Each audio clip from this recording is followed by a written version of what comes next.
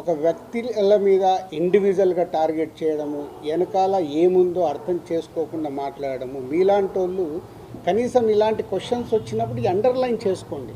మీరు మాట్లాడేటప్పుడు ఎవరో ఎక్కడి నుంచో ఫోన్ ఇన్ తీసుకుంటారు. నాకు ఎవరో లింక్ పంపితే జీ న్యూస్ ఉన్నారు ఎవరైనా ఇక్కడ?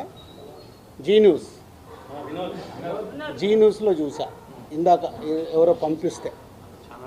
ఆ టాపిక్ సంబంధం లేదు కానీ అది కూడా తీస్తా. అక్కడేదో టాపిక్లో జరుగుతుంటే మళ్ళీ వస్తాను మెయిన్ పాయింట్కి.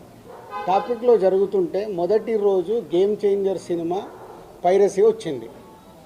అది నిర్మాతకి నష్టం, నిర్మాత ద్వారా డిస్ట్రిబ్యూటర్కి నష్టం, డిస్ట్రిబ్యూటర్ ద్వారా ఎగ్జిబ్యూటర్కి నష్టం.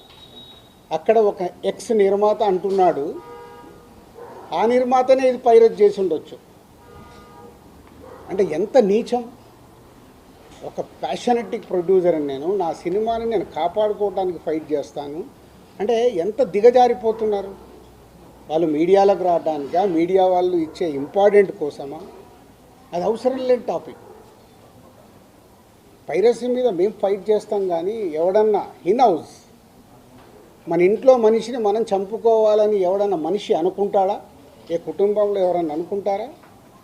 అంత నీచంగా బిహేవ్ చేస్తున్నారు కొందరు. అది పక్కన పెడదాం.